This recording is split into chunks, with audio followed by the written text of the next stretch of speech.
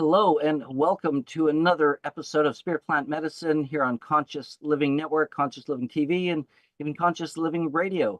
My name is Marc Caron, and I'm really excited to introduce some members of our panel today as we get started. And I'm really excited about this program. We're going to be seeing empowering change, the collaborative approaches in addiction and recovery with ketamine-assisted therapy. So today, our guests, I'm really happy to introduce Helen Loshny, Dr. Ray St. Arnaud, and Madison Hobbs. Dr. Ray and Helen, it's interesting as we, the common thread that brings us here together is a Spirit Plant Medicine Conference. And, it's always a pleasure to see and hear the stories of how you met and really kind of birthed your work together with Empower Health and the things that you're doing in the world of psychedelics. So I just want to thank you to the program, thank you and welcome you to the program. And as well, Madison, who's a registered nurse working with Empower Health and the team here in Vancouver on Commercial Drive. Welcome to the program today. Thank you so much. Great. Well, what we're going to do is I'm going to introduce the rest of our panel quickly, and I'm going to let the gang take the program away so that they can share their work that they're doing with the ketamine program. So, Michael, if you can bring up everybody here, that would be great. We have Michelle Falcone here as well now in the end joining us, and she's the founder and executive director of the Change Space Foundation. And we also have Marc Dubé, James Short, and Mick Dosanjh, who are three gentlemen who participated in the program, and they're going to be sharing with you their story and their experience and what it's done for them. So as we get started, I'm going to let Mr. Marc Dubé set the stage for everyone, and I'll be here in the background supporting with anything you guys need. Have a great program, and I look forward to hearing what you have to share. Thanks, everyone. All right, thank you, Marc. So in opening, we have a global mental health and addictions crisis. In Canada alone, it's estimated that over 4 million people have a substance use disorder. That's 21% of people ages 15 and older that are engaging in high-risk drinking. We have an alarming opioid crisis, with more than 12,000 deaths being reported since 2016. We've had 6 to 7 deaths per day reported in 2023. You add the deaths associated with alcoholism, and then for a moment, consider the greater impact on mothers, fathers, siblings, friends, the strain on people working in systems of care.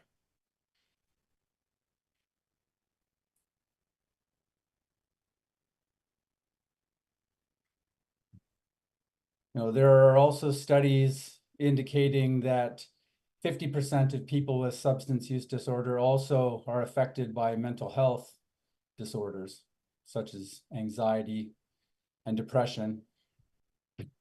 This all emphasizes the pressing need for accessible education, prevention, treatment programs, and in some cases, radical solutions to effectively address complexities in addiction in communities across the country. And that is exactly what we're here to talk about today.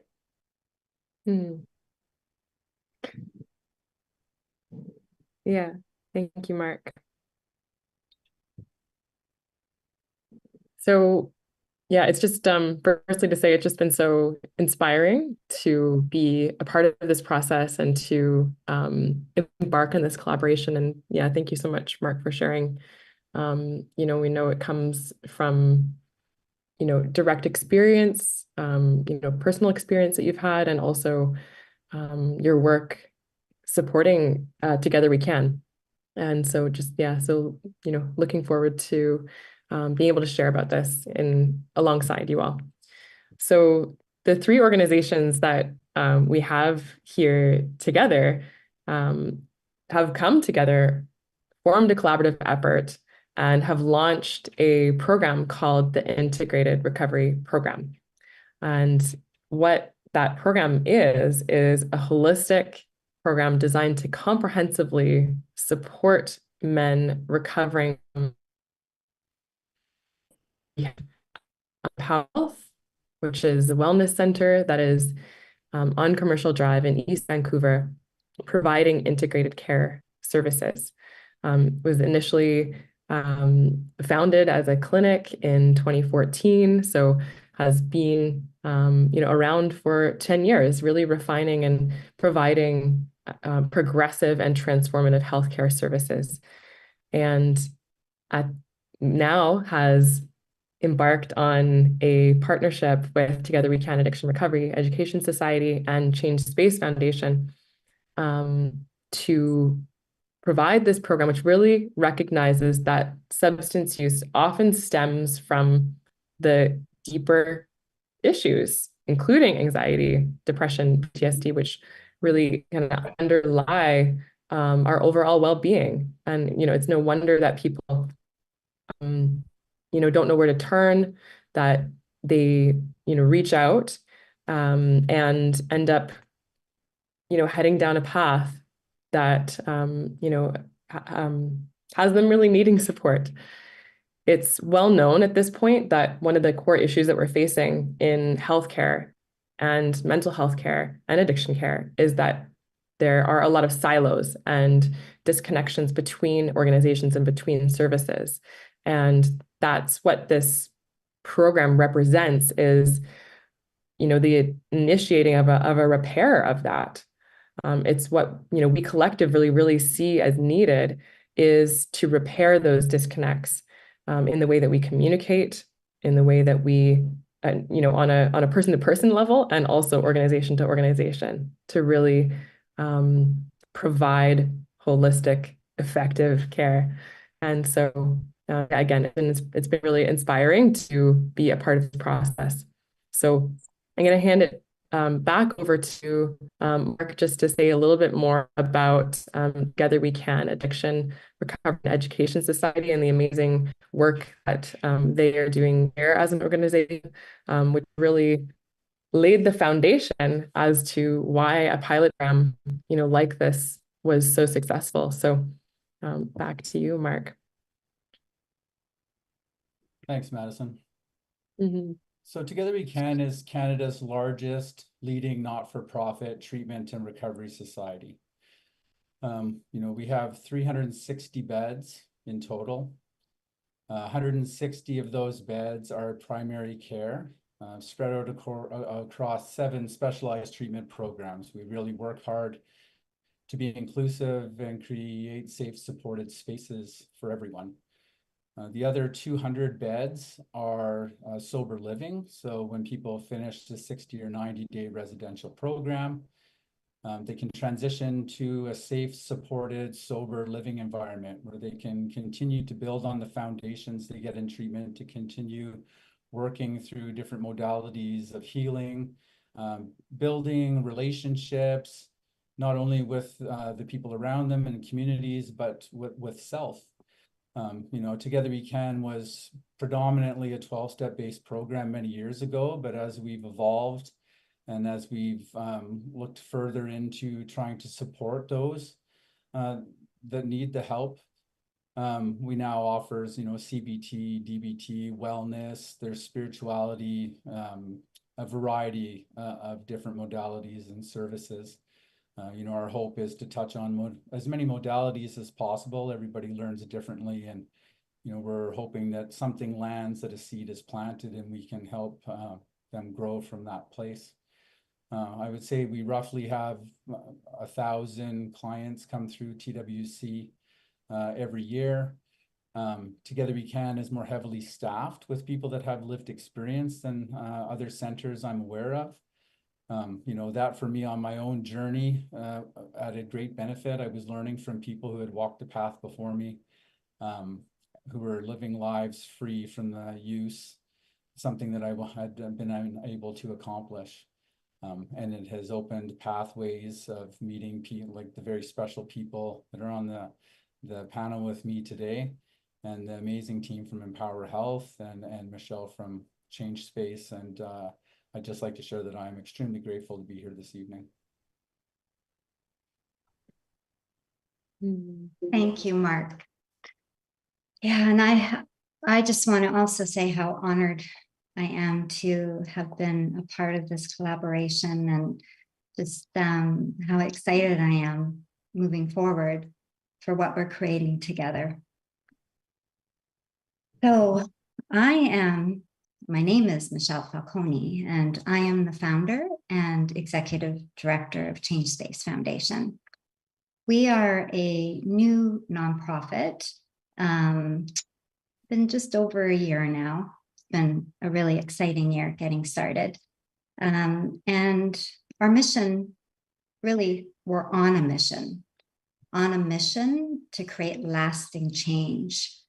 And you know what that lasting change looks like is we want to provide access to services, and we want to be supporting the development of essential resources, particularly in the areas of mental health and addiction. And this is how this partnership all came about between the three organizations, which is Empower Health, Together We Can, and Change Space Foundation. So I'll give you a little bit of a backstory, because there is some synchronicity to this, and I'm thinking that the audience that we have today will appreciate that.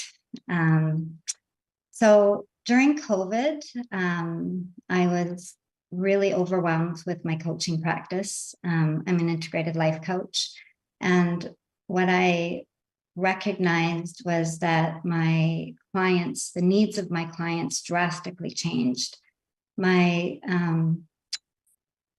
I would say my, most common client was a person that was looking to overcome a certain area of their life and make changes. But when COVID happened, it went from that to people just having really serious breakdowns and their mental health declining. And what that led for me to realize was that we just were lacking support.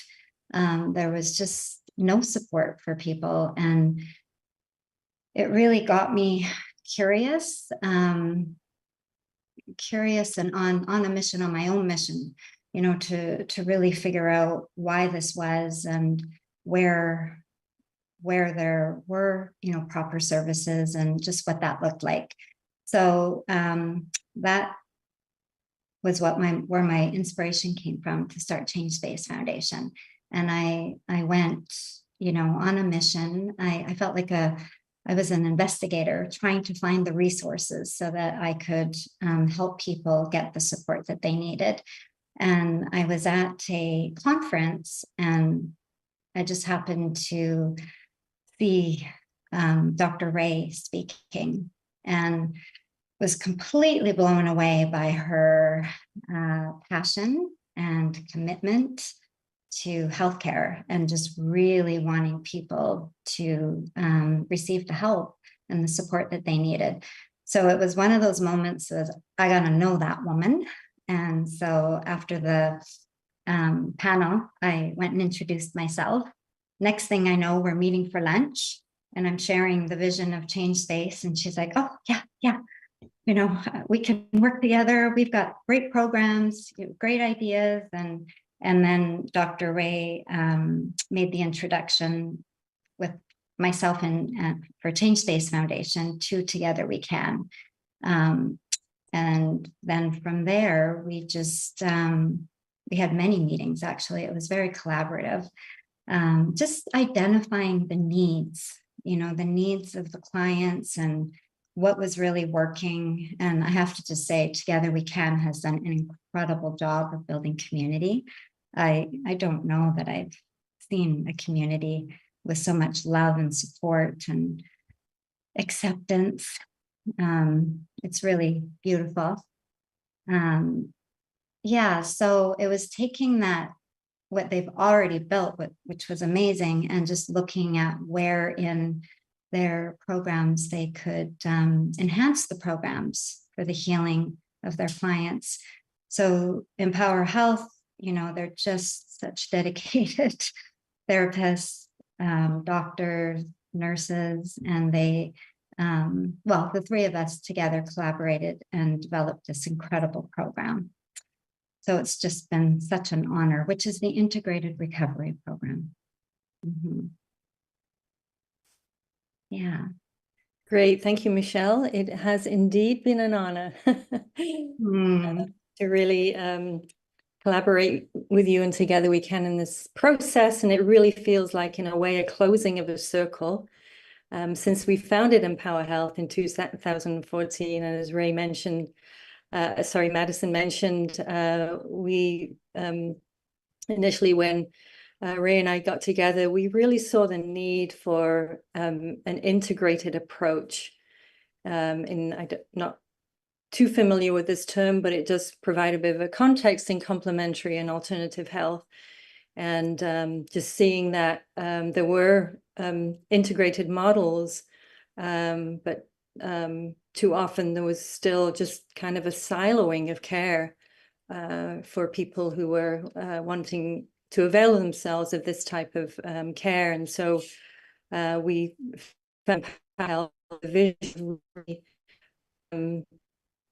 in place truly integrated care, where a lot of our emphasis over the years has been on vertical integration. Essentially, how do we integrate at the level of ownership and governance? How do we integrate in terms of community, in a really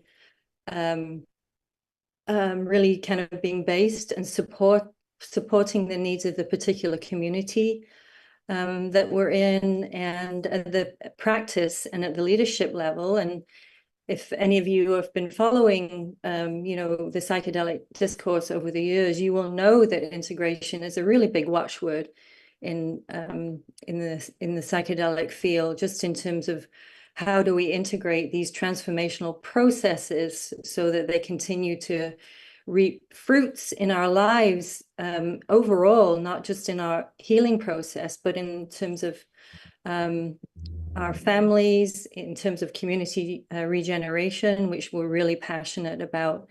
And again, the opportunity to collaborate with Change Space and Together We Can really, again, brings a lot of this vision and what we've been working over the years, including what Michelle mentioned attracted her, which is a programming approach, really brings it all together.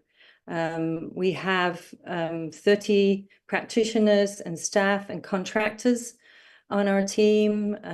We have one of the few unique extern or intern naturopathic student medical training programs at our site. We have other counseling practicum students, so we're a teaching site and mentoring site, as well as delivering services and programs as well in a range of cutting edge modalities, everything from neurotherapy all the way through to craniosacral therapy, osteopathy, and as we are going to be diving into more in terms of the integrated recovery program, integrated naturopathic services and ketamine-assisted therapy, which is one of a number of programs that we offer as part of our therapy and counseling modalities.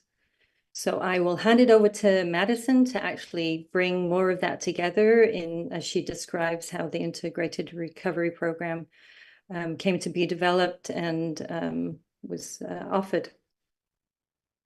Yes. Thank you, Helen. And yeah, just so happy to share about this. So the program itself, in our very first pilot that was run earlier this year, and so Mark, Mick, and James, who are on this call, were our three participants, our brave participants of that program. And thank you so much for your trust and just walking that process with us. So it was a 12-week program, which was delivered primarily at Empower Health in East Vancouver. And so it incorporates a wide range of the therapies that Helen was just mentioning, and bringing those together in 3 blended streams of care. So those being holistic wellness nutrition, advanced mind body, and medicine-assisted recovery, which is where the ketamine-assisted therapy aspect comes in. And so this was all created in a curated and systemic fashion. And so, somebody going through the program, it's with intention, the spacing, the sequence of the appointments, how much time does somebody need in between each to get their lab results back and to have those interpreted in the software that we have that gives, just incredible amount of detail on somebody's health and well-being. What touch points are needed. This was all done in a cohort as well. So, these 3 men, they really truly did walk that process together. Some of the services that were included in the program, so it's naturopathic care, there was breath work, there was somatic therapy, neurofeedback, and also ketamine-assisted therapy. And we were out for lunch recently. It was myself, Helen, and Ray talking about this with a couple of psychiatrist friends. They mentioned like, oh, wow, for anybody that's read Bessel van der Kolk, The Body Keeps the Score, like I'm pretty sure, nearly half of the things that you were mentioned in that book, you include in this program. So, it really is based on the latest and most progressive evidence for trauma-informed care, and for really supporting healing at a root cause level, rather than just treating symptoms. So as Helen mentioned, we had a really wide team. So just mention some of those practitioners briefly. There's naturopathic doctors, psychologists, we had counselors, board certified neurofeedback practitioners, doctors, nurses, and we also had an amazing filmmaker, Chad Galloway from Trail Films, follow us on this process.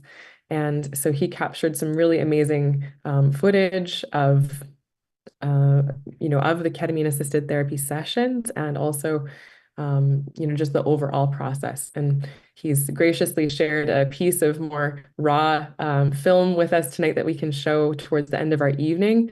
We intend to have this created into a documentary film, and part of the beauty of that process is that we don't exactly know, where the story is going. And so he's coming along this journey with us and is capturing things with us as we create it. A really important aspect of the program was to have objective measures. And so we did that before and after the program, which included mental health scores, blood lab markers, and we also had each of the men, they did QEEG brainwave assessments. And so we got the results. And after the program, the average percentage of decrease in anxiety levels was around 70%. For depression, it was a decrease of 23%. And for PTSD symptoms, a decrease of 40%. In the blood markers, also saw an increase of 38% in BDNF, which is brain-derived neurotrophic factor. And this is a marker that's important and is linked to conditions like depression, anxiety, sleep and stress issues, as well as Parkinson's and Alzheimer's.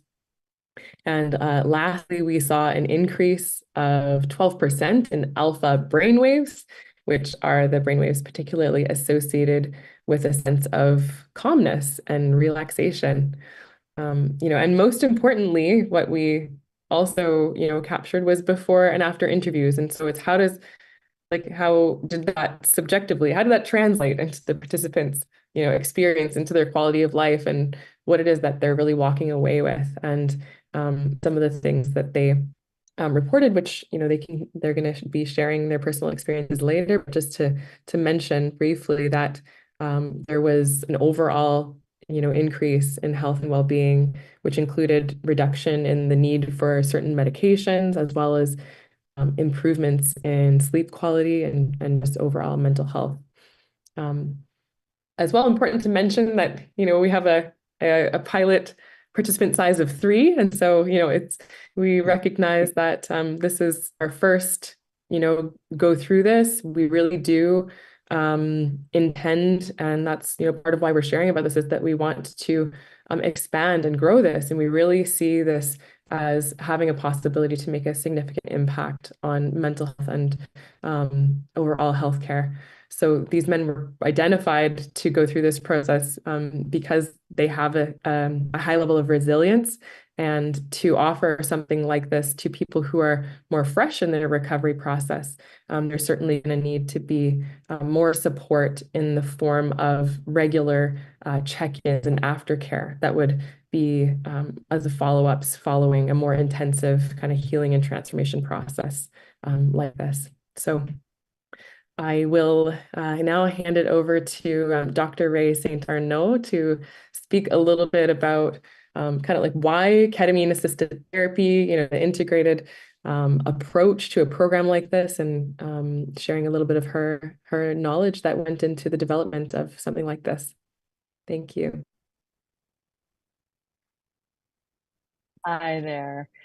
Thanks so much, Madison and Helen, and everyone who's come before me, Michelle, Mark. Yeah, it's a pleasure to be here with everybody and sharing this experience and what we've learned all together as a big collaborative group.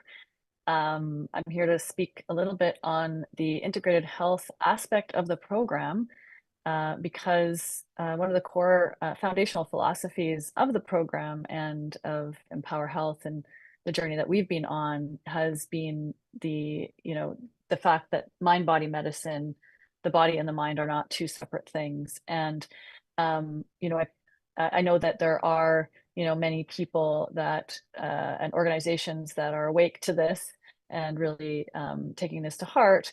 It's not as easy to implement as one thinks. So it's easy to say, not easy to do. And so how do we really bring together all aspects of a person's health into one program? And so what the aspect of the program that I was contributing to was the integrated health aspect. And it's really looking at those places where physical health may impede on mental health and vice versa. So we brought in a lot of naturopathic core philosophy. We also did testing, like blood tests on patients, and looked at some basically foundational nutritional problems and any other health issues that may be impacting a person's mental health. And I think this is something that has come from my own experience working with patients over the years, where somebody will be wanting to address their mental health issues and not getting anywhere, and it could be a basic nutritional an underlying nutritional deficiency that's really impairing brain function. We have a lot of nutraceutical tools available to us that support brain health, for example. So we don't really see these two things as separate, and we actually see them as fundamental for full mind, body, spirit healing. So really looking from an integrated perspective, I know Helen mentioned the word integration. There are so many ways that we use that word in a program like this, whether it's organizational, whether it's from the perspective of somebody integrating lessons learned into their lives, integrating themselves back into community, or if we're integrating various facets of a person's healthcare. And one of the key ways that we do that from an integrative health perspective is we have really good communication across the disciplines. So counselors speaking with doctors, speaking with physical health practitioners, etc. There's a lot of also now bringing in more progressive tools that were previously unavailable to us, such as medicine assisted or psychedelic assisted therapies, as a part of an integrated program. And I think that's something that is very unique about our approach. is that we have never seen, psychedelic therapy or ketamine-assisted therapy as a standalone tool. It's always been offered as part of somebody's integrated health programming. And when it's being offered in an integrative setting, you're less likely to have people who are unsuitable for this type of therapy to get it, because they are being seen, by a team of practitioners who, know them very well. And, it's less likely that somebody's going to get referred into a therapy that is inappropriate for them. And what we're seeing more and more of, being in the heart of East Vancouver and also being at the epicenter of the psychedelic renaissance here in Vancouver, a lot of people, at least in my own practice, have come to me after having had experiences with powerful tools, in a lot of cases psychedelics, but also, inappropriate use of breath work even for nervous systems that can't handle them, and could have handled them had there been a proper integrative approach to their care, where it wasn't the only tool that a therapist had available to them to recommend. So it's really nice to have a variety of tools to be able to offer somebody so that they actually get the right thing for them, right? And in the context of what we're doing with the integrative recovery program, bringing people in a cohort where they have support from other fellow participants.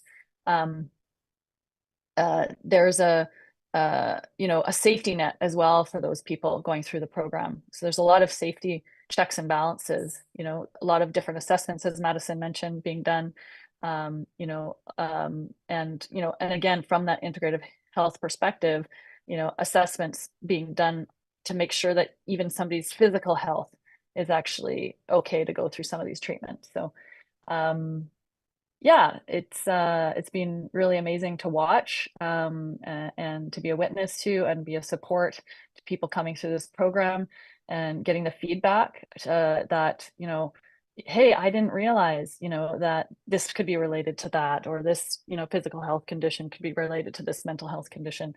And really, seeing like light bulbs going off and really empowering people, and again, one of the, one of the words in our program, empower, is really putting the power into, people's hands to really make decisions and choices for their own health care, right? And part of that, from the mental health perspective and why we do some of these transformational healing modalities, is to really unlock that potential, within people, is to really take health into their own hands, not just mental health, but also all of their health into their own hands, and really feel good, really get to a place where, you're feeling good physically, mentally, and emotionally. So thank you, Madison. And I don't know if I'm handing it back to you right now or. Thanks, Ray. Amazing. So yeah, just dovetailing on really what everyone has pointed to, just in terms of the impetus for this program from our years of trauma training in a number of fields and practice in this area as well, that a lack of connection and disruption in relationships really being the root cause of addiction. And as others have mentioned, we really have focused on root causes overall in our entire approach at Empower Health. So a key aspect of this program is the partnership between the participants and their health team. So really kind of fostering that we're partners together, and we suggest and propose and have protocols that we offer, but it really is a partnership, and it really puts agency with people with lived experience, which has often not been their experience. And so even just having that can really shift in terms of their own empowerment through any type of healing process. And also the integrated approach, it really provides a potent complement to the accountability structures that are baked into recovery. And it was humbling and illuminating. It continues to be, how much these amazing participants brought to the equation, and our learnings in you know, as practitioners, really how to ignite or reignite the inner healing capacity that we all have and we all have access to in the right circumstances. And that was really just a profound learning for us all. And the grounding in community really is, I mean, Marc spoke about it at the beginning, but just how together we can, and Michelle also, how together we can is so rooted in community, and more has been addressing, you know, these really progressive recovery models, you know, the 12 steps that are the core of them, but smart recovery. And obviously, I think I'll let you say more, Marc, Mick, and James, but just the programs that really kind of address the particular cultural background that people come with into recovery. So that was elements of the process that really worked. And I'll hand over to Madison just to say a little bit more about just the kind of background research around ketamine-assisted therapy and why we really wanted to have that as part of our offering. Thank you. Yeah, thank you. So there is certainly a lot of interest, you know, out there growing towards ketamine-assisted therapy as well as psychedelic-assisted therapy. And, you know, ketamine-assisted therapy in particular, because it comes from the, you know, background of it being an anesthetic, it's already integrated into our medical system. So implementing this as a therapy has been possible, whereas some of the other psychedelic medicines, you know, are available through specific programs in Canada called Special Access, but it's only available for those who qualify. And so ketamine in specific is really effective for many people, including those who have treatment resistance to other depression treatments. So, you know, we think of people who have tried and failed, you know, a bunch of different antidepressant medications, including SSRIs, even things like ECT or electroconvulsive therapy. You know, they've really been through it all. And nothing has worked, nothing has helped support them to find that wellness. And I know, you know, in particular, you know, we're talking about recovery journeys, but as we've mentioned, mental health is such a foundational element as to, you know, why people may or may not succumb to addiction. And so the research shows that when done in a series of treatments, that ketamine is effective in around 70 to 75% of people to reduce symptoms of depression. It's also been studied particularly to promote abstinence. And so there's been several research studies that have shown results that has been the case to reduce alcohol dependence, to reduce cravings to cocaine, and many others. You know, it's one of the most hopeful treatments that we have available in mental health care. There's really been very little progress that has happened in the past, I believe it's like 30 years. So, you know, the tools that we've had before that are pharmacological treatments that require somebody to take a pill every day in order to actually support themselves. And absolutely nothing wrong with that. For many people, it works, and it could be, you know, a bridge therapy or something that, you know, actually really does bring benefit. So it's not to discount those, you know. And what ketamine-assisted therapy allows for is to remove some of the barriers that we protect ourselves with. And when people are engaging with a therapist during a process like that, these potentially root causes of what has us be sick, whether those are negative stories that we've told ourselves, whether those are experiences that we've had that have registered in the body as trauma, get to be processed. And this is a very simplified, way of explaining it. There's many other mechanisms of, ketamine itself and of the therapy that bring benefit. It can be really powerful. It's not for everyone, of course.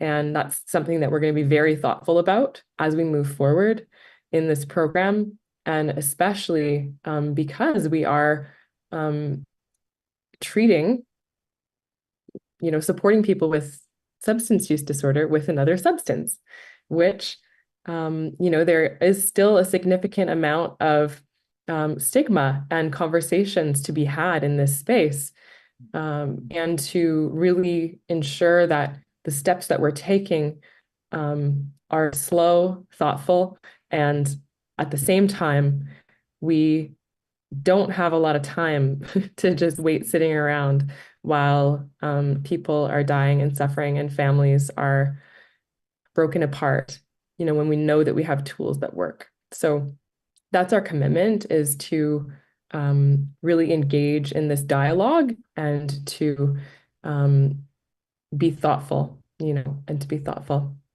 and to take the safety measures and the protective measures that reduce at all possible, anyone developing a dependence to something like this, which when it's done in a therapeutic environment where there is that wraparound support, the likelihood of that being possible, we're not sending anybody home with any of the substance, of course not. The possibilities of that occurring are greatly reduced, and the enhanced, check-in, the community, the accountability, all of those things really lend well to a process like us being integrated. So, really important that we don't shy away from those conversations. So getting to the part of the program that I think, certainly I'm the most excited about. And, I've had the privilege and honor of hearing the stories of the men who sit with us on this panel today, Mick, James, and Marc, and just, yeah, so, looking forward to you sharing your stories with us, again, sharing your heart. And so I hand it over to whoever wants to go first. I think we're going to have Mick or James, one of you share first, whoever would like to go. Sure. I'll go. My name is Mick. First off, this is quite nerve-wracking. I just to give you a little bit of a backstory of who I am. I'm just a regular guy.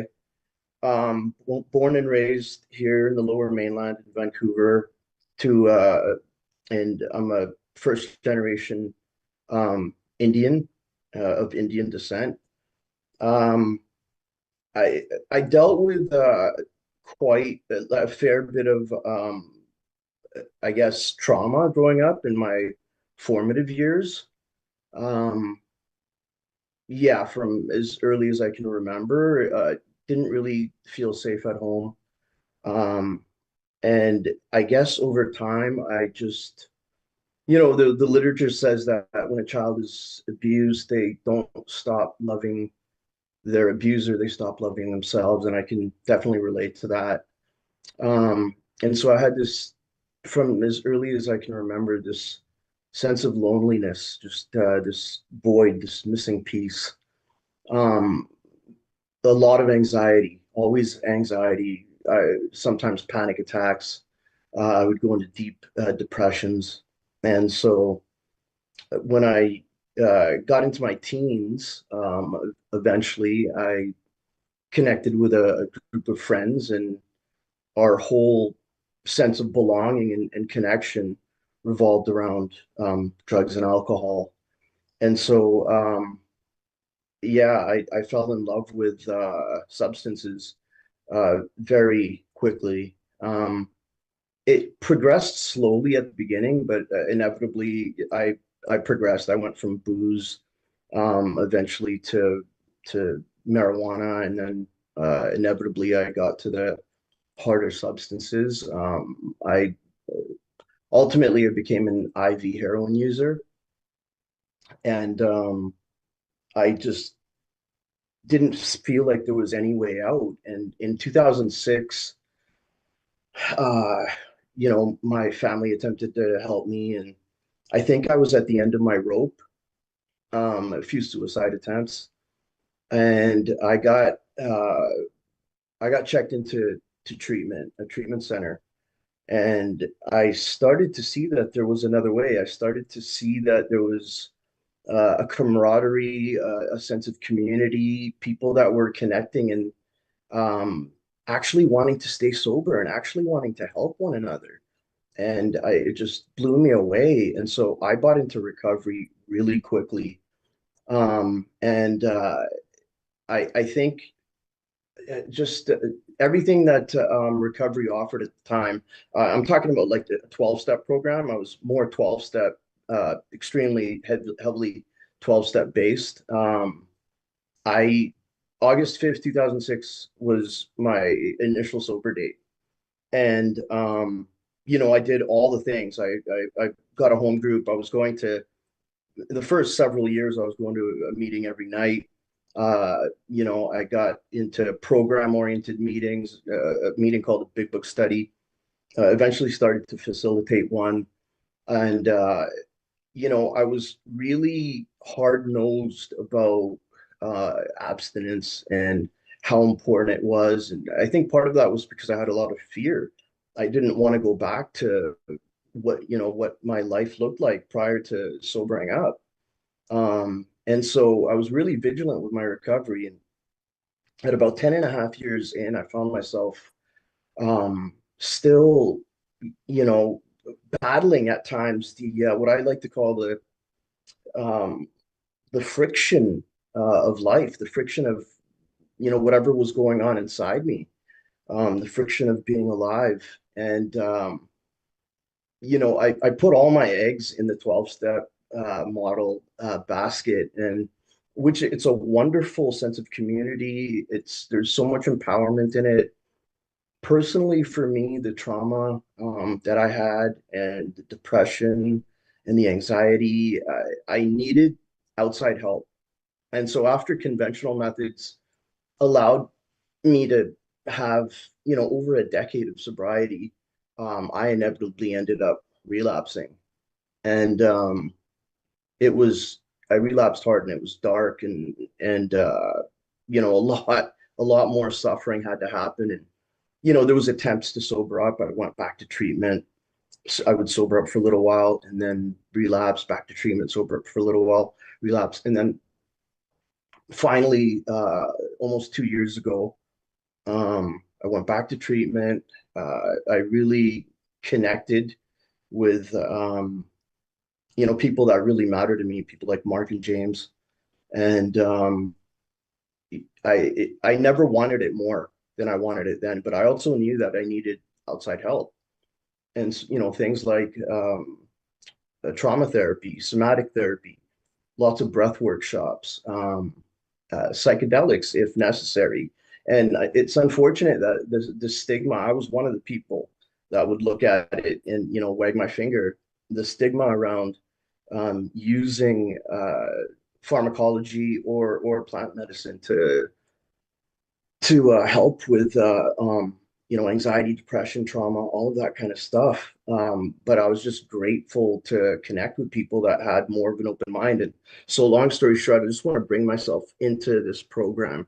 So, getting started in this program, I was terrified, but it was so wonderful to see a program that deals with all three aspects of human life: the physical, the mental, emotional, and what I like to call life energy or spirit. the physical in terms of, blood work, getting levels checked, all of that kind of stuff. And the sense of support was just, I just can't say enough about it. I ruined a lot of my veins, and had bad experiences with getting blood tests. And Madison was kind enough to support me and come with me to get blood tests, and made it okay and made me feel supported and safe. And, you know, I don't know of any other programs that do that have that level of support and care and compassion. Um, the experience with ketamine was, I was always terrified going into it. Anytime I do have experiences like this, I've done ibogaine twice. It was extremely dark experiences. My subconscious is uh, can be dark, and that being said, it did allow me to kind of extract myself from the personalization of uh, that shadow, that dark part of myself that I don't want to look at or admit to having, or integrate into my self-actualization.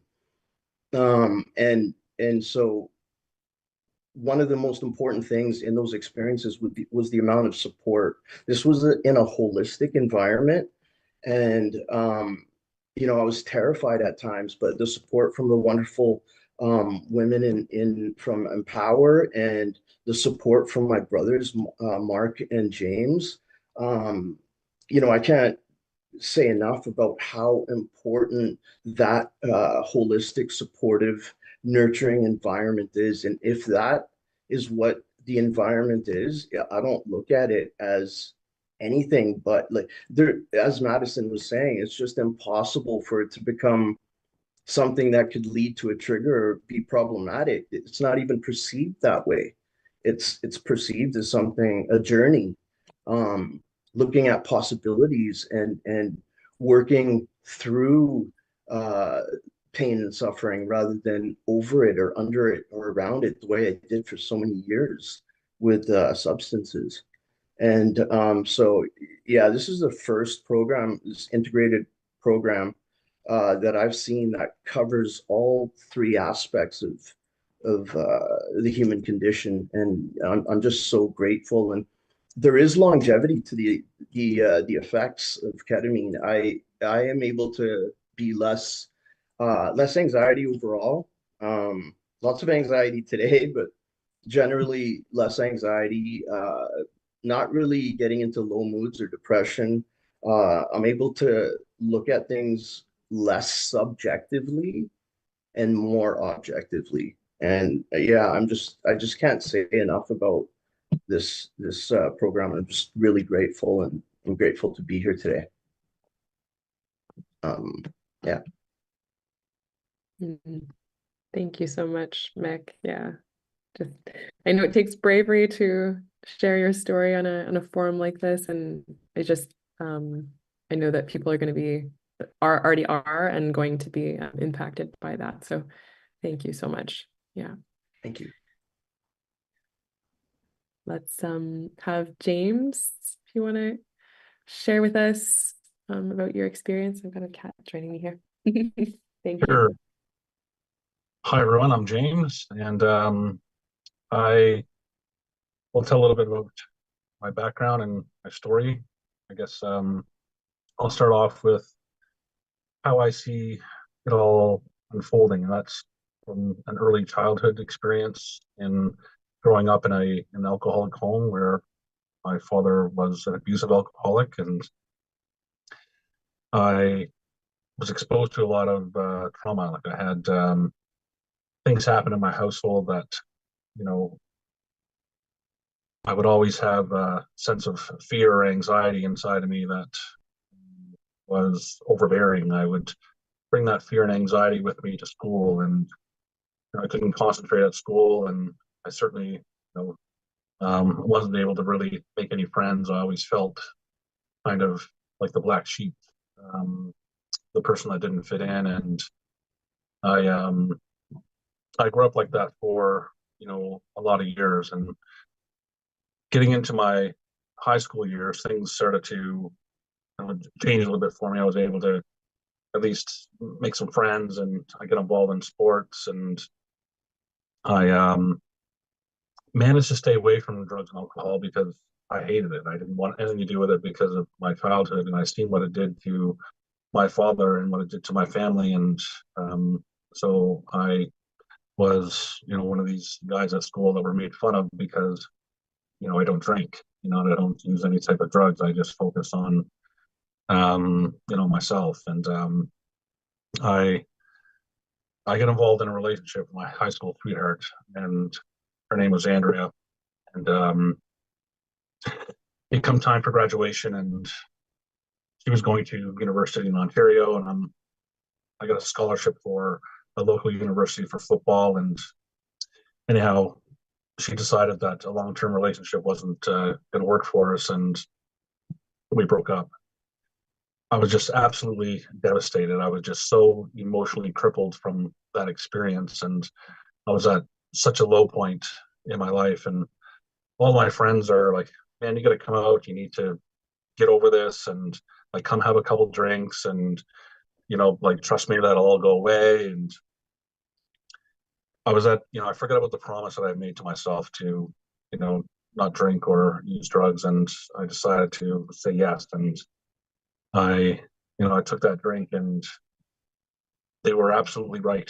They were absolutely right. Like all the feelings of sorrow and, um, just the morning and all those kinds of things went away like almost instantly. And I had this new sense of fun that I felt, and I felt like part of, and I fit in, and, all the things, all the fun effects that alcohol had. And it would, the weekend would come around. I'd be so excited to get out and go party with my friends, because now I have this new lifestyle thing that I really enjoy. And eventually, Friday night would turn into Thursday night, and then Thursday night would turn into Wednesday night. And before I knew it, I was drinking almost every day, and using it really as a form to escape. I tried a lot of things when I was younger to escape my thinking and to escape the way that I was feeling. I was a cutter when I was a kid. A lot of people don't understand that, but I used to cut myself to relieve myself from my thinking mind and the way I was feeling. And it worked for a while, but I kind of outgrew that, and I found some other things, like mostly sports, that I got involved in that kind of helped me. But drinking was a whole nother level. Like it was a way to get out of self and to numb my thinking and to numb my emotions. And it certainly helped me, through this breakup. But it got to the point where it started to like control me. I would wake up and have this desire, this feeling, this craving to drink. And before I knew it, I was a daily drinker, using drugs.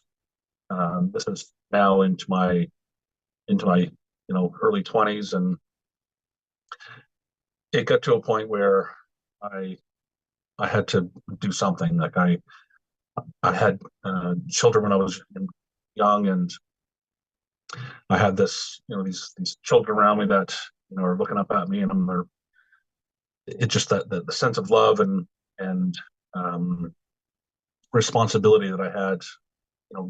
It brought me to a point where I had to do something. And I managed to get away from that lifestyle, and I went to detox, and I sobered up, and I managed to stay sober for a lot of years, like 15 years. And in that time, I was able to raise my kids and be the father I wanted to be, and very active in their lives. And I raised my kids in scouting, so I was one of those parent volunteers on the weekends with my kids, and we had a good relationship. And in my work life, I had some kind of interesting things that I would get involved in. And I used to, after the authorities would raid a clandestine drug lab, I was one of these people that would go in afterwards and take samples of the area and send them to the lab and analyze the results to determine what type of chemicals were present and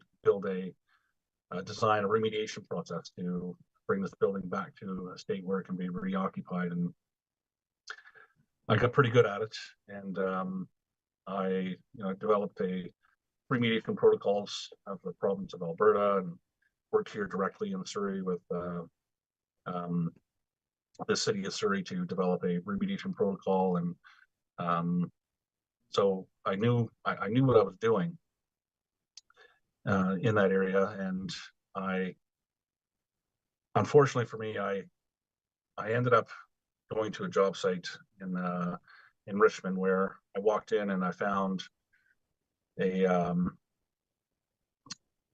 lab that was created where, in the bedroom they had these blenders set up to be able to break down keys of cocaine, and they would add this thing called buff to it to increase the quantity of the product, and they would repress it and they would sell it on the street. And I've seen many of these things, and I was very familiar. And so when I go into these types of scenes, I am fully in personal protective equipment. So I have Tyvek overalls on, respirator, and specialized cartridges and gloves. And this is going on a Friday late afternoon, and I'm kind of in a rush. I have to get home, bring my oldest boy Seth to lacrosse, and it's hot. And anyhow, I made a poor decision. I decided to take off my respirator, and I took off my gloves, and I proceeded to work in the area to kind of speed things up. And as I'm taking the samples, about an hour goes by, and lo and behold, all of a sudden I start feeling the effects of,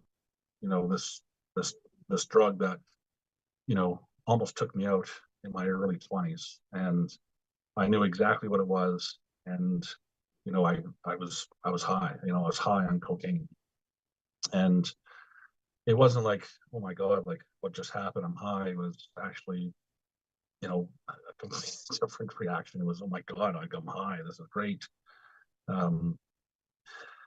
Unfortunately, I'm looking around this place now. Now I'm looking around, I'm looking for it. And it's very common for me on these scenes to come across, narcotics that the police didn't confiscate. And I would normally just call the authorities. They would come and pick it up. And in this case, I didn't call them. I took it home. I found several ounces of cocaine, and I brought it home. And I just like my earlier start in drinking, I did the same thing. It was, I would use a little bit on the weekends and hide it from everybody. And, eventually it got to the point where I was using it every day and no longer hide it. Now it's really affecting my life and my job, and my everything that was going on for me was affected. It got to the point where I couldn't stop. I could not stop. And for anyone that hasn't suffered, from addiction, it's really hard to really relate. And because it's, people think that, using drugs or alcohol is a choice. And of course it's a choice when you first try it, for sure it's a choice. But for people like me who suffer from addiction, that disease, it's not a choice. It's something that it grabs a hold of you, and it will not let go. And you don't have a choice. You get caught in the grips of addiction, and you can't stop. And that's exactly what happened to me at this area of my life. And I tried to stop, but it was just overwhelming. And nothing could stop me. Not the risk of losing my job or my business, or the risk of what it was doing to my family. My wife at the time, my kids. I have 5 beautiful children that I just love and adore. And the love that I had for my wife couldn't stop me. The love that I had for my kids couldn't stop me.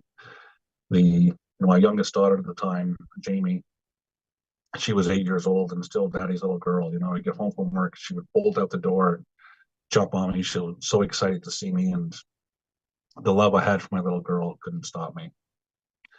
It got to the point where I I lost everything. I lost my wife, I lost my kids, my home that I worked so hard to have and create for my family, and it was devastating. You know, it was devastating. But even that loss wasn't enough to stop me. I stayed going, and to the point, you know, I ended up becoming homeless. I lived on the streets in Surrey. This happened for almost 2 years of this being in that state. And in my addiction, I met a gentleman that was also like me and suffered from addiction, and his name was Johnny G. And he says, you know, have you ever thought of getting into recovery? And I said, yeah, of course. I thought of getting into recovery, and I had money set aside, and I was going to go to recovery. But of course, you know, I spent that money on drugs and alcohol. I couldn't save it, couldn't stop it. And he says, you know, I could probably help get you into recovery if you ever wanted to try it. And so that kind of stuck with me. And I one day I'm in this state of mind where I'm just in this, you know, suffering and thinking about what I've done to my family and my wife and her dreams and our dreams and our future and my kids especially. And you know, they've lost their friends and their family was tore apart, and it was just horrible. It's such a tragedy. And I thought to myself, you know, what if one of my children is like me and has this thing where they, you know, they drink and use drugs and they can't stop? And I really didn't know anything about alcoholism or dependency, or, you know, other than what I knew about, I learned when I was a kid. So I didn't really know what was going on with me, but I certainly knew that it was something that my kids could inherit from me. And when the thought of one of my kids having to go through and suffer like I did came into my mind, it was like a bolt of lightning come through my body. And you know, it was, I called my friend Johnny G, and I said, hey, look, you know, if there's a chance that you can get me into recovery, I'll take it. And Johnny came through on his word, and that's how I was introduced to Together We Can. And this organization brought me in. You know, like, so they went through crazy things to get me there. Like, I was, at the time, I was homeless, living under the pier in White Rock, and they actually sent someone out to search for me and find me, and they found me and, you know, drove me back into, you know, into the center in Vancouver, and where I was, you know, welcomed by, you know, all the staff and all the people there that, you know, I was the state of mind that I was in at that time was just, you know, I was down and out, and I really needed to change, you know, my life. And Together We Can certainly did that for me. They, you know, it got me, it taught me about alcoholism, and it taught me about recovery. And you know, it's been 6 years since, you know, since I've been sober.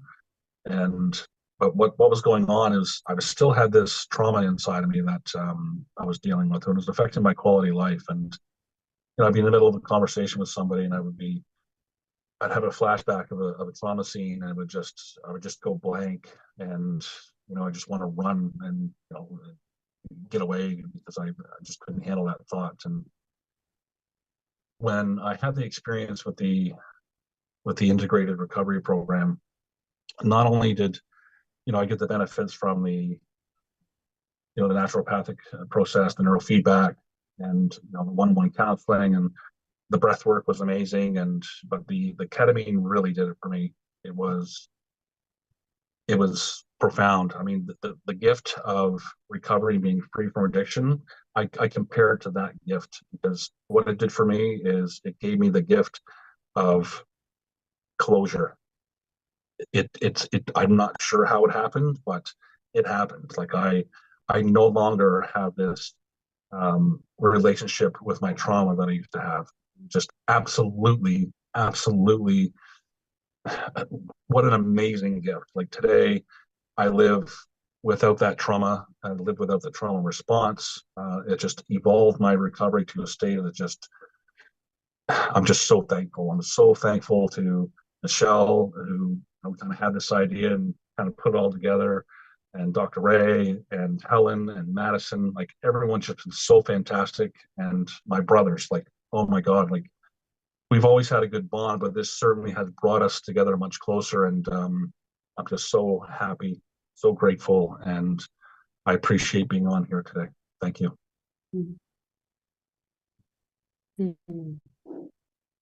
Thank you, James. Yes, thank you to you as well. Thank you for your bravery and sharing your story, and yeah, the details and the significance of the journey that you've been on. It's really impactful, and just thank you. Thank you. And last but not least, Marc, and we'll just be mindful of time. I think we're a few minutes over, so just to be mindful of the 10 minutes. Thank you so much. Yeah, I'll be mindful of time. I don't suspect it will take me long to share my message. So hello, everyone. Again, my name is Marc. I am a highly sensitive, very emotional, deeply caring being. And I've come to a place today where I'm comfortable wearing it. I was wearing it when I was citing the statistics in the opening, setting the stage. Unfortunately for me, being that way when I was younger created a scenario where I was ridiculed and sort of rejected. And confused in lots of ways, not understanding why the other people around me didn't feel the similar way. I can remember as a child in middle school pushing younger kids on the swings at recess because I just wanted to be doing something kind, and the people in my grade outcasted me or rejected me for it. I, for a long time, even based on what was going on at home, didn't feel like there was anywhere safe for me to be, that, I wasn't getting love, I guess, anywhere. At some point, I had an event where I acted out in a bit of an aggressive way with someone who had been ridiculing for me for many years. I think it was grade 9. And had some fear about returning to the classroom afterwards, and found that when I returned, I was celebrated for it.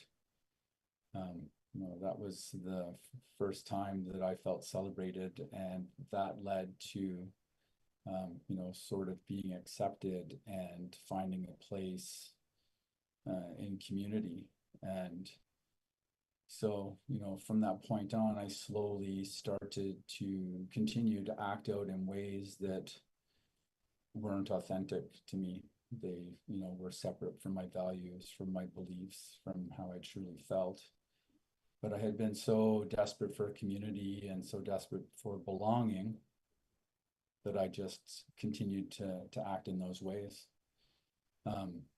When I first found alcohol, I found with the use of alcohol, it was easier for me to act out. It was easier for me to pretend to be something that I wasn't. It was easier for me to stuff the feelings that were associated with all of that. But unfortunately, over the course of time, there was more and more drinking, more and more stuffing, became increasingly more disconnected from that sense of who I really was. And through that process, any sense of self-love eventually became eradicated.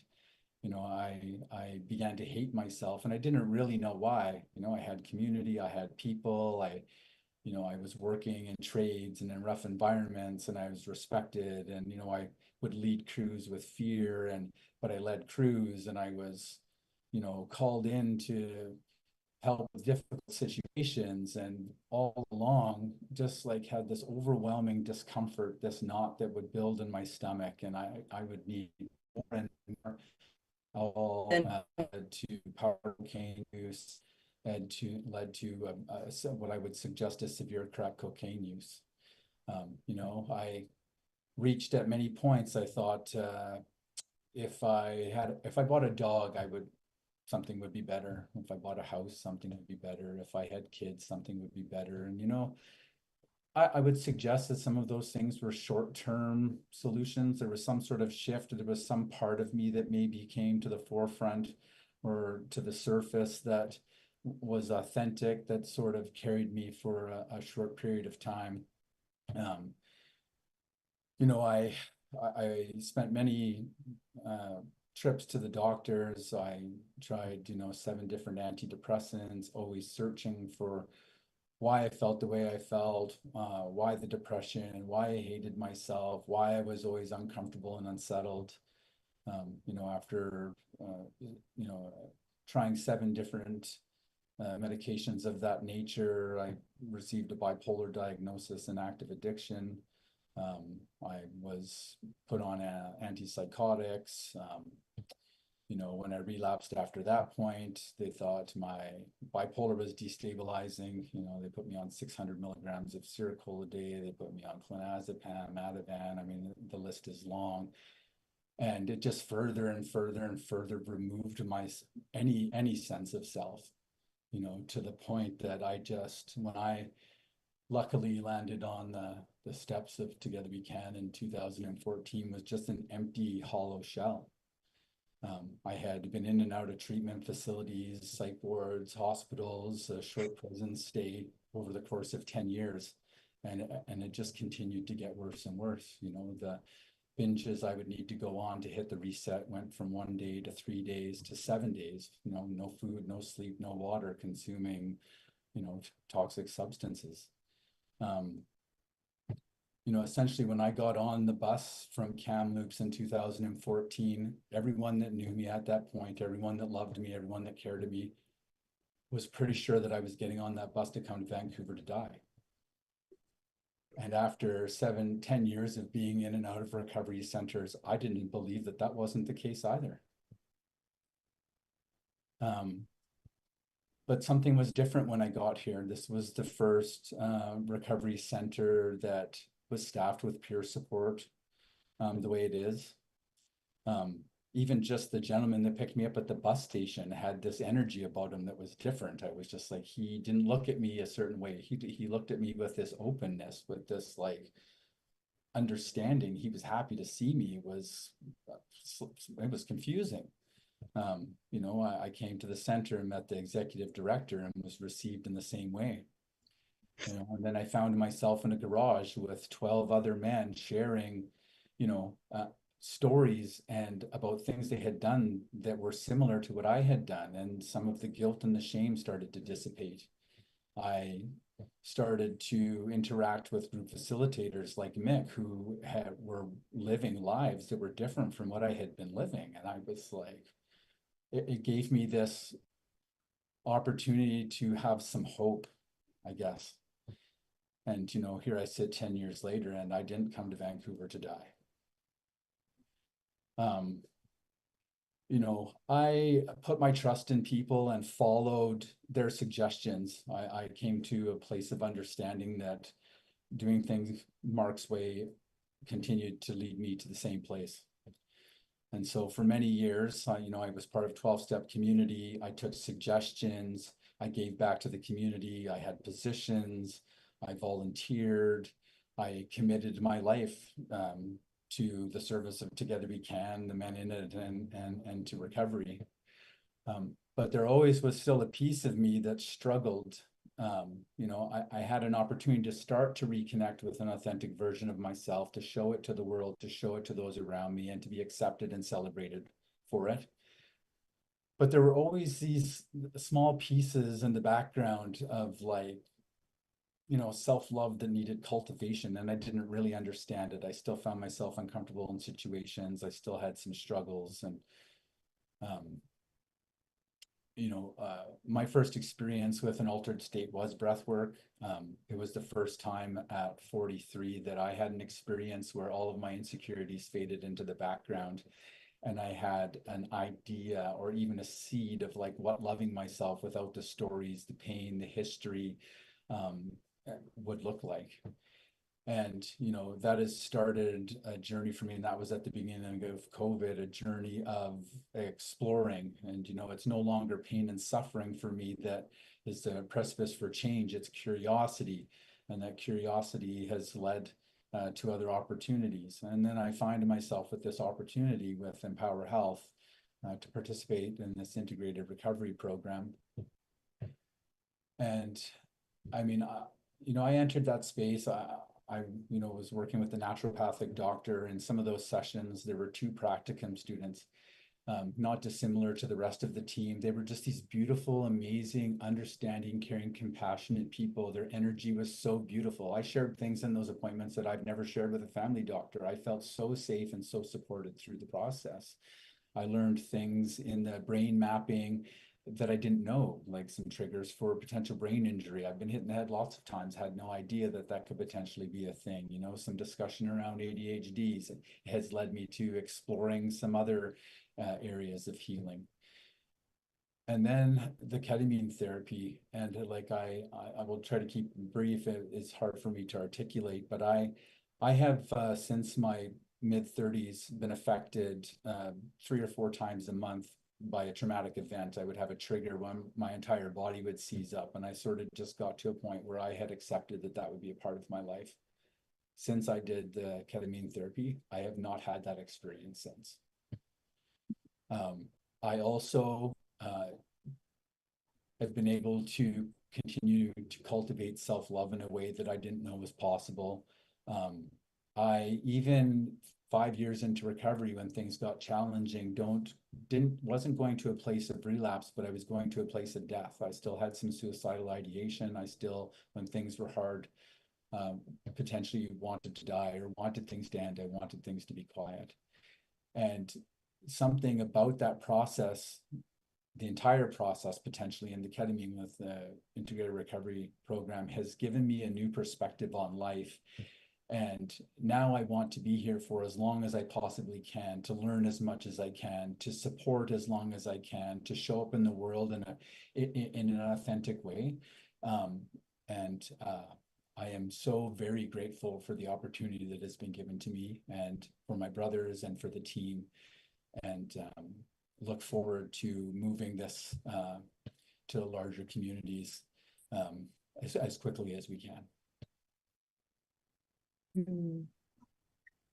Thank you, Marc. Yes. Thank you so much. Couldn't agree more. And yeah, just, even though I've had the opportunity to hear aspects of your story before, all of you, it's just the act of you sharing your story and, the real authentic version of what's occurred for you is just, you can't understate, what that can do, that, and I know that you all know, it's like, it only takes one person to hear it, in a new way to have this just carry on in a really good way. So thank you, all 3 of you. Yes, thank you. And before we wrap up, I just want to say thank you for putting your trust in us. And that image is soldered into my mind and heart of 3 of you kind of walking together to go for something to eat after that last session together. And it was just this sweetest, just the bros heading off in the sunset. Yeah. Thank you. Yeah.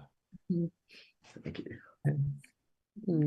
All right, so we are now going to share the little video. It's, I believe, 4 to 5 minutes long. That includes some of the footage that was captured of this beautiful journey. And So cueing our awesome tech team supporting us in the background to cue that up for us.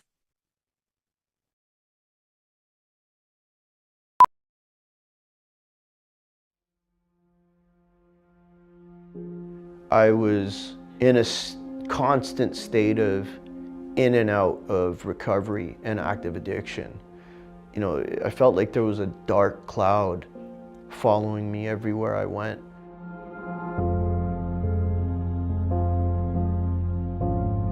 Eventually, it took full control of me and I couldn't stop. It got to the point where, you know, I lost my wife, I lost my kids, and I lost my home, and I became homeless.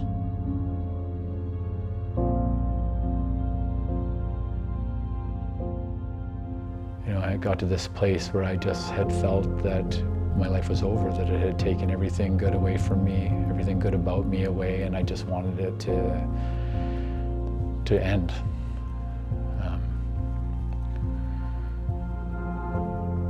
But it didn't.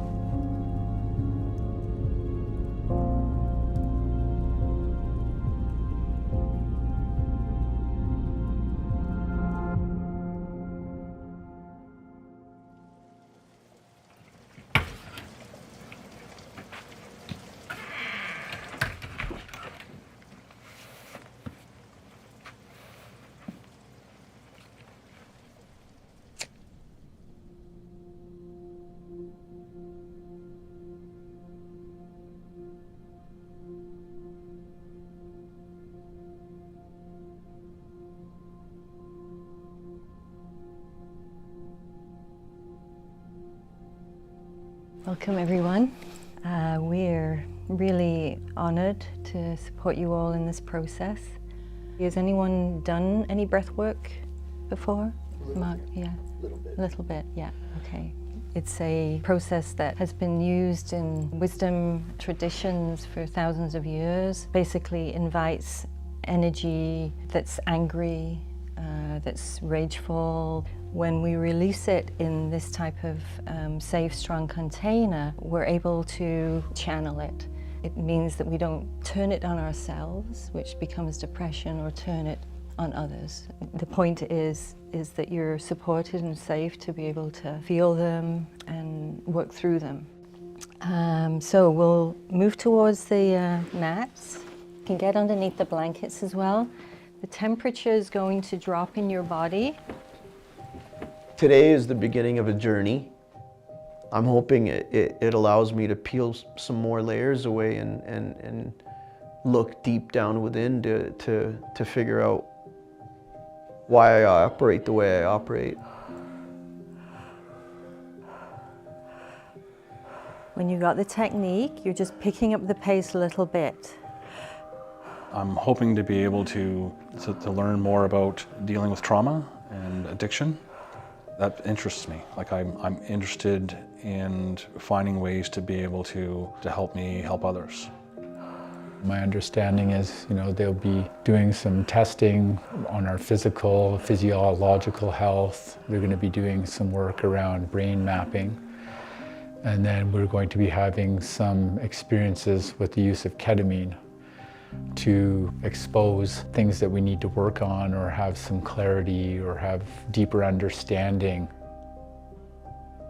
I guess I have some concerns, mostly like fear, using a substance that, you know, for me, being someone who is sober is a bit, you know, there's some fear around that for me.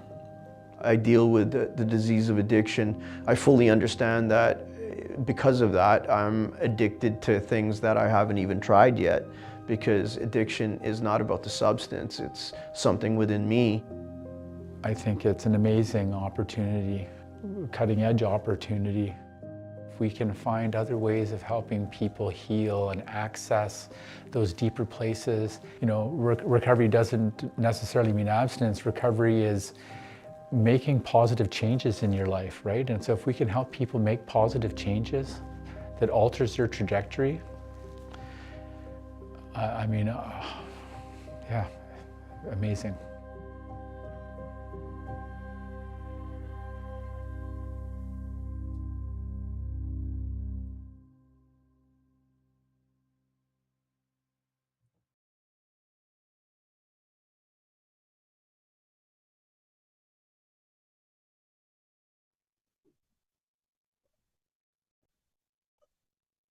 So there you have it, a bit of a sneak preview to what is going to be a very powerful documentary showcasing the stories and the journeys of men, not only through this program, but beyond that. So yeah, just I'm so happy we had that ready to share. And thank you, Chad, if you're listening into the recording of this, for putting all that together. Your creativity and visionary work just really shines through. So it's so exciting. Can't wait to see what's coming next. So from here, we will hear a little bit from Michelle. So we are coming, towards the end of our program, and I think we're going to have a bit of a Q&A at the very end.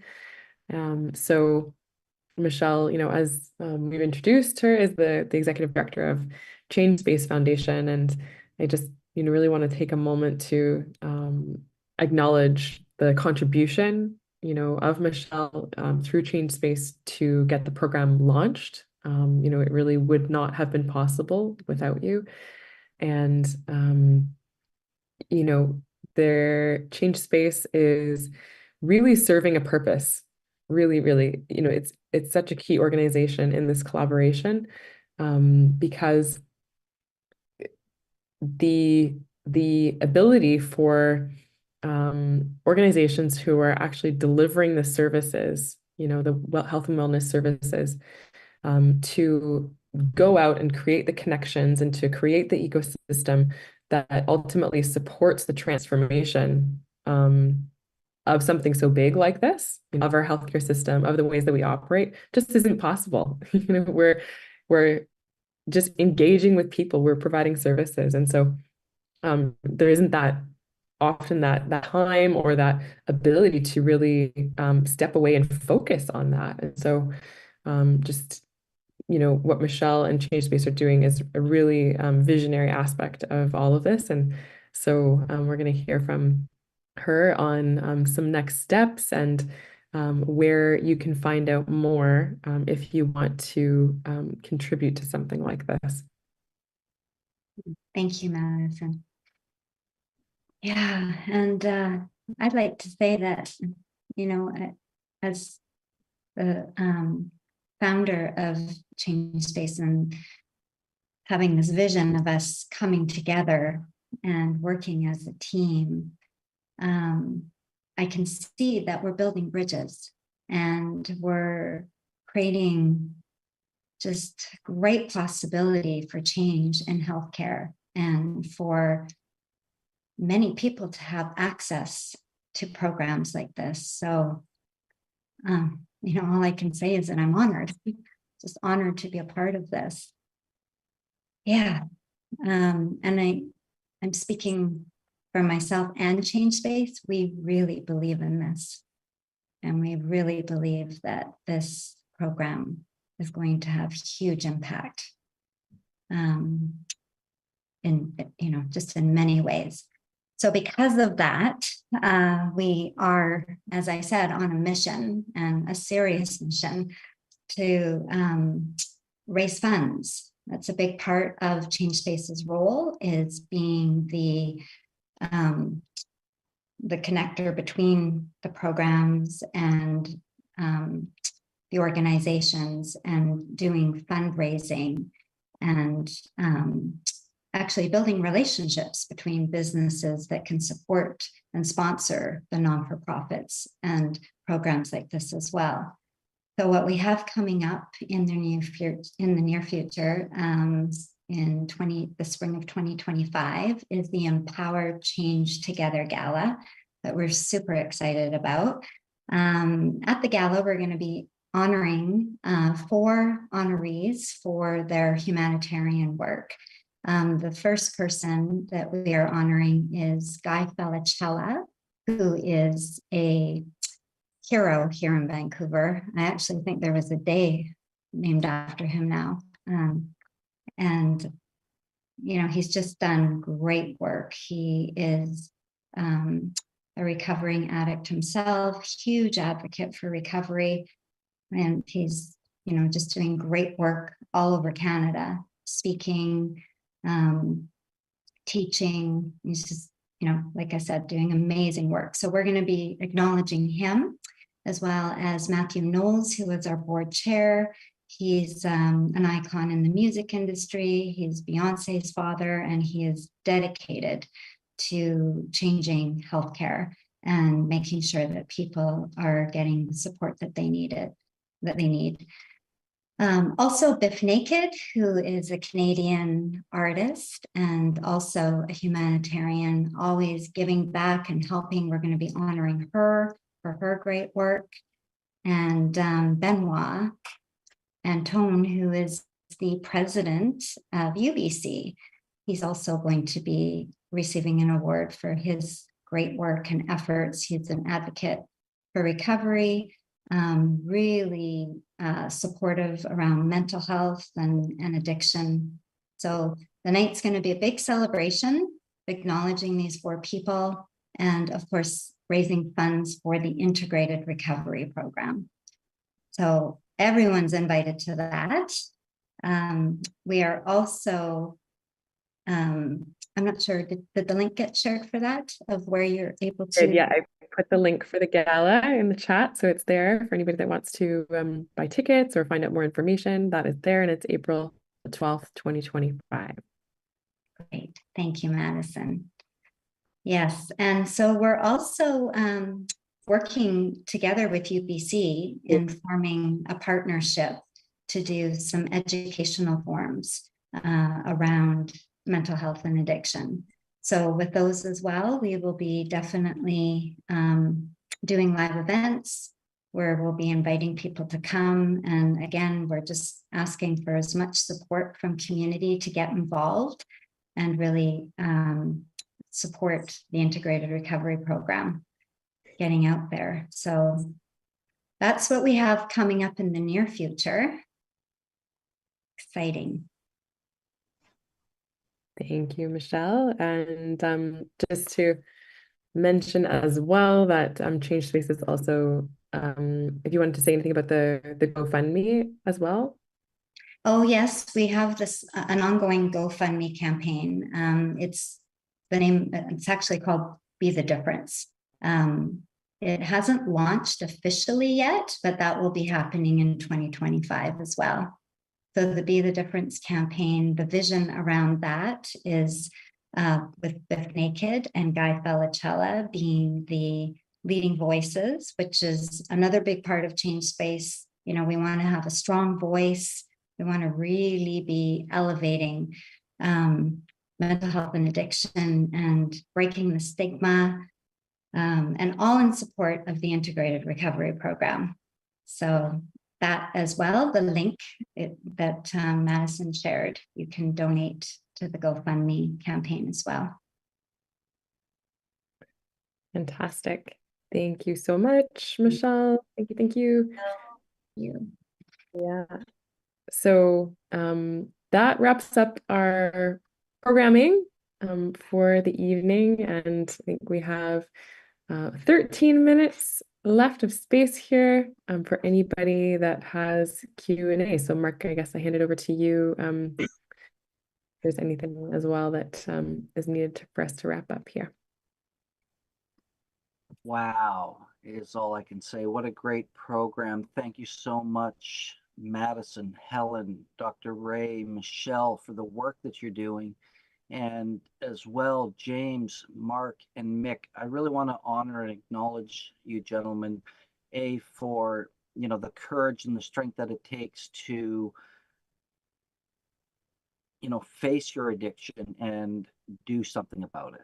I think that's a really powerful message and a first step for everyone. And again, the courage it takes to share your story publicly and literally around the globe, because we're streaming this out live, is something I want to acknowledge as well. And the importance of sharing your story, I think, that I've learned in all the work that we do is it's what I call, kind of social validation or social proof, and people can identify, and it gives people hope when they see that they can actually have tools to create the change in their life, especially when we look at the addiction epidemic going on, not just here locally in Vancouver, but really around the world. And I think it's important that people know that there are tools out there and that there's great community and support so that people can get back on track. And it happens to everybody. It's not an uncommon thing today. So I thank you for what you're sharing in that space. Now, I also want to open this up to questions to our live studio audience here in Zoom. If you have any questions that you'd like to put to anybody on the panel, if you could please raise your digital hand and turn your camera on, and we can actually bring you into the program and you can ask your questions. If there's no, you can also put your question in the chat as well. We can do it verbally for you if you put your message in the chat. But this is an opportunity for exactly that. If you have any questions that didn't get necessarily answered in the panel so far, this is the time to do it. And I want to say, gentlemen, I invite you as my guest to the Spirit Plant Medicine Conference. If you weren't planning on coming, I think it's a great opportunity for you to, if you want to be part of that, you can come and learn from, all the great presenters that we have over the course of the 3 days. You can meet people in community, and I think your presence there would certainly be received well by our community. And if you're willing to be there and you want to be there, just let me know and I'll set you up with some tickets. And for anybody of you who's watching today as well, I encourage you to come to the Spirit Plant Medicine Conference, because a big part of this got birthed there with Dr. Ray and Helen as they met and started doing the work with Empower. And I've known Michelle for a number of years as well. She's been on our radio program in the past. So it's beautiful to see community come together, and the Spirit Plant Medicine Conference is something that does that. I've met so many people who tell us stories that, couples have met and started, creating their work to create change. So it's a great opportunity for community, and spiritplantmedicine.com is the place where you can get tickets. There's a 2-for-1 offer there on the website as well. The most important thing is, if you want to be there, we want you to be there. And we don't want, money or anything of that to be an obstacle, because non-accessible, as coined by Tom and Eden down in Portland, is not acceptable. So we work to keep everything, accessible for people, because, these are the times that we need to support each other in the transformations that we need to make in our lives. So, but if there's any questions, now is the time. And if there's anything we want to share as a group together, this is a great time. We can just have a little bit of open dialogue as well. So thank you so much for putting this program together, Helen and Madison, and bringing everybody together for this conversation. You're most welcome. Our honor and a gift to do this. And thank you for all you do, Mark and Michael, cameraman, background, amazing, Stephen, Andrew, and the whole Spirit Plant Medicine Conscious Living Network team. Wow, what a gem to have you in our community, really extending this vision. Well, I see a question. Yeah, Michael's got his hand up. Michael's got a question. And a big shout out to Michael Krause in the background, who's running the tech and doing the show. I'm helping on that end. And I will say, it's been a pleasure to actually watch and actually listen to everything, because I'm so busy on the other side. So it's nice to be, more of a participant as the attendee. So Michael, go ahead with your question. You can pop me out and pop you in. That's fine by me. Whatever you want to do. You're driving. Let me pop you out and let me pop you in. I just wanted to say a deep, deep gratitude to all of you. This is the spirit of the zeitgeist that is needed right now. And when I hear the intersection or see the intersection of unconditional love, like how you're reaching out to people in need, and how the reciprocity of trust is coming together with unconditional love. This is where magic happens, and this is what we need all over the planet.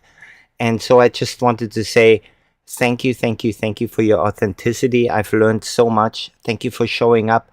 Thank you for doing the work, not just the people that are facilitating the work, but the people that are doing the work, because whatever heals within you also heals within me. We're all connected. And so I deep gratitude to you.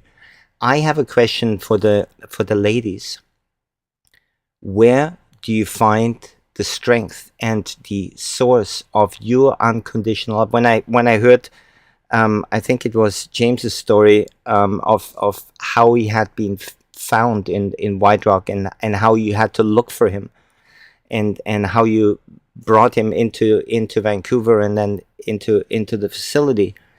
There has to be a level of such unconditional love to reach out to a stranger. Where do you get that inspiration? Where do you get that energy from? And how can we all potentially step into that? Can you speak a little bit into that?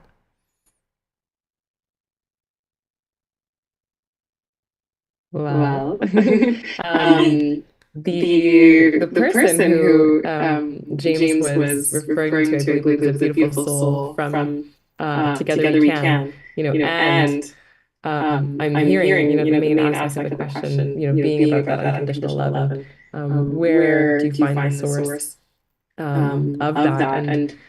And it's really through it being mirrored to you, in my experience, is through surrounding yourself with those who are of like energy, and who express and receive, and are in tune with the love that we're bathing in, ultimately, and that it's through continuing to be open to actually experience that, to actually receive that, the love that is all around you. I know that might be a little bit of a cliche answer, but that's truly it. It's keeping your vessel, your mind, body, soul clear, so that it remains apparent to you, and that you continue to process and show up in community, and be witnessed and loved exactly who you are. Allows you to be more present. Thank you. And is your current experience that this love that you're talking about, this field that is actually tangible for me, do you feel the increase of it in every part of our communities, and that people are coming together and they're reaching out hands to one another and uplifting one another, and do you feel that within your work as well?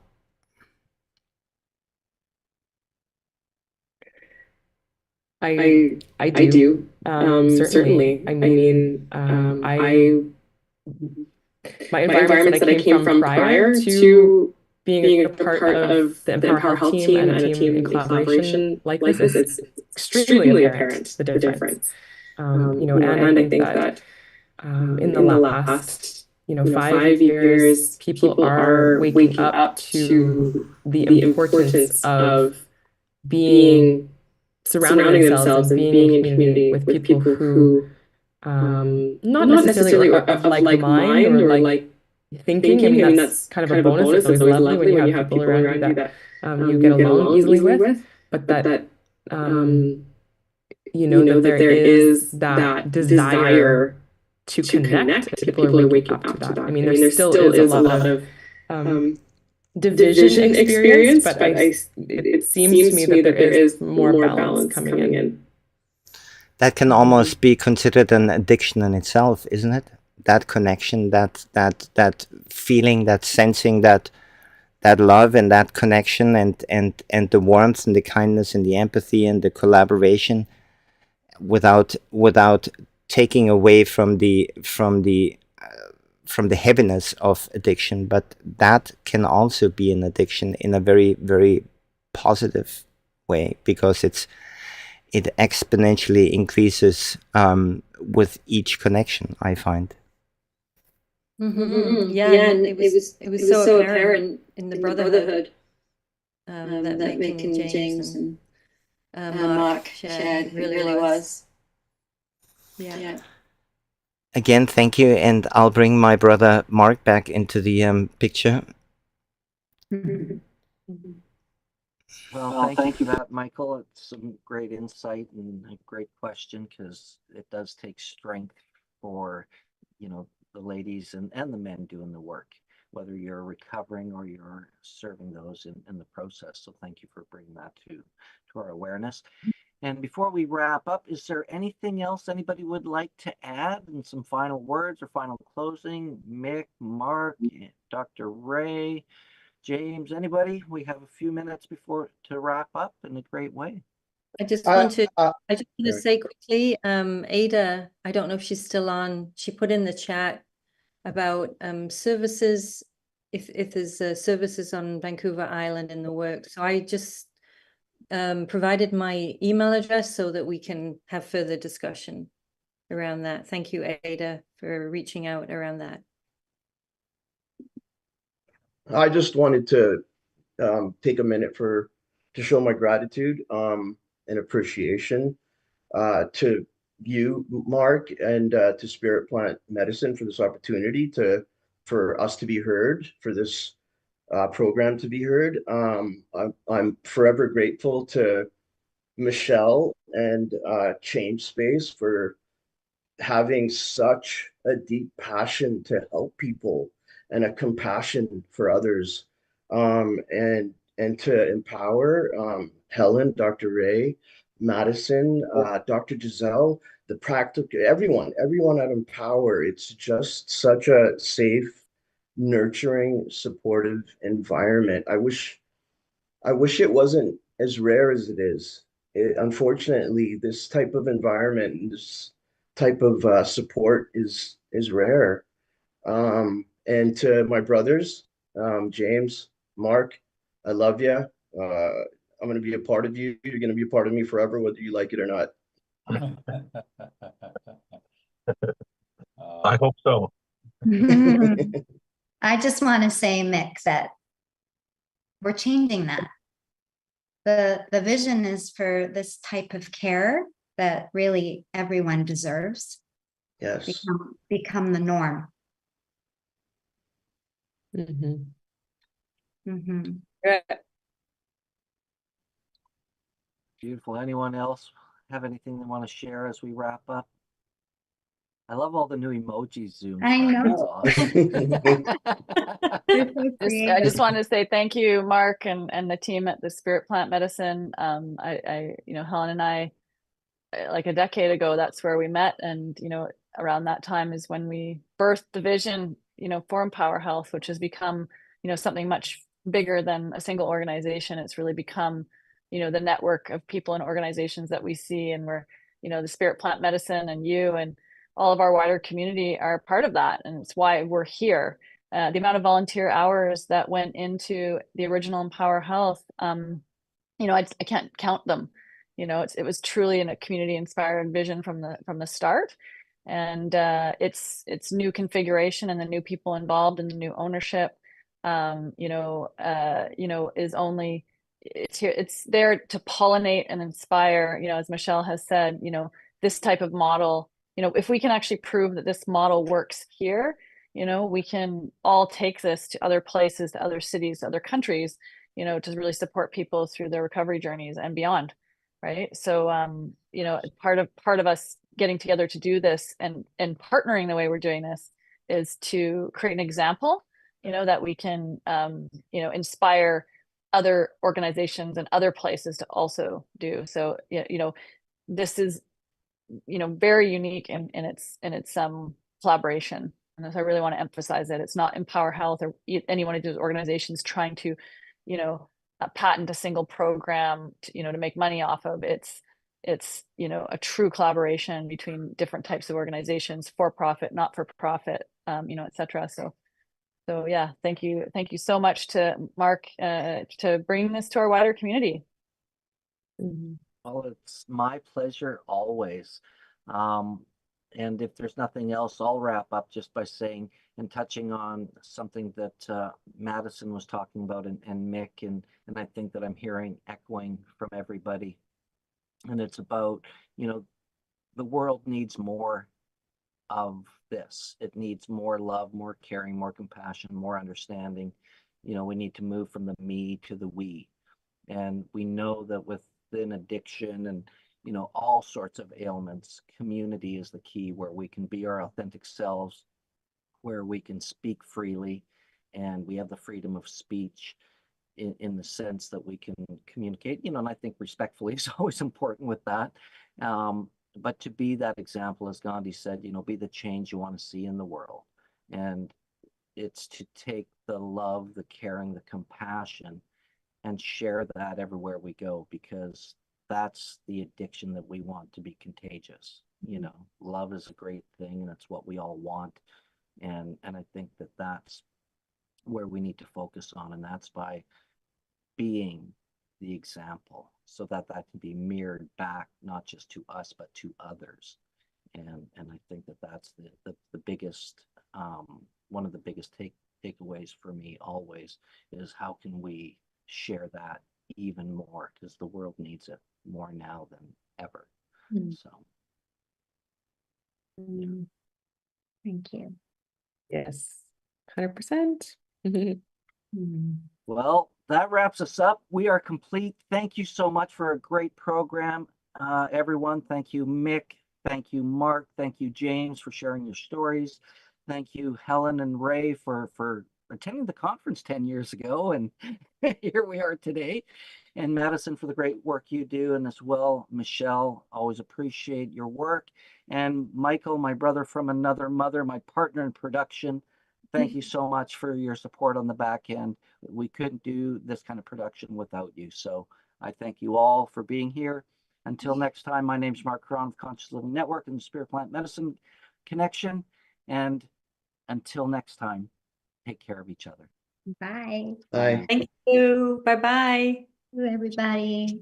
Thanks, everybody. Bye. Thanks. Bye, Bye. everybody.